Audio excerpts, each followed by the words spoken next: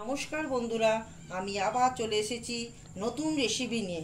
আজকে রান্নার রেসিপি দই ফুচকা।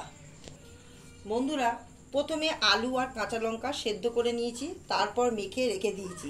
স্বাদ মতন বিট লবণ, ভাজা মশলা হাফ চামচ, শুকনো লঙ্কা হাফ চামচ, শসা কুচি, পেঁয়াজ কুচি, ঝুরি ভাজা, চাট মশলা 2 চামচ, কাঁচা ছোলা 2 চামচ, পাতি লেবুর রস, সব উপকরণগুলি মেখে টক দই দিয়ে টমেটোমের সস দিয়ে রেখেছি।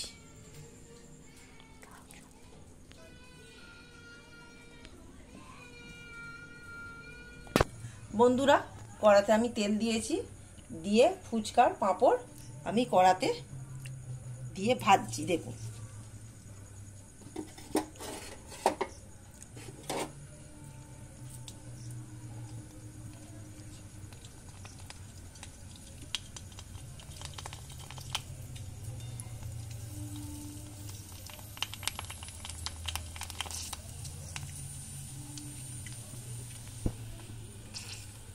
ভেজে তুলে নিতে হবে। বন্ধুরা, ফুচকা পাঁপড়টা এর ভেতর ফাটিয়ে পুরটা দিলাম,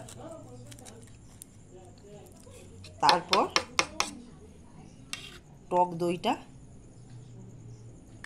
দিলাম, তারপর টমেটোমের সস দিলাম,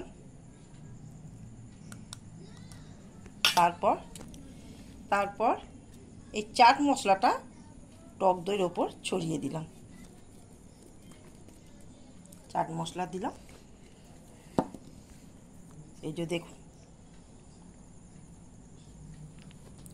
দিয়ে রাখলাম। বন্ধুরা, আমার দই ফুচকা হয়ে গেছে। আর যদি ভালো লাগে ভিডিওটি লাইক, শেয়ার, সাবস্ক্রাইব করিবেন। টাটা।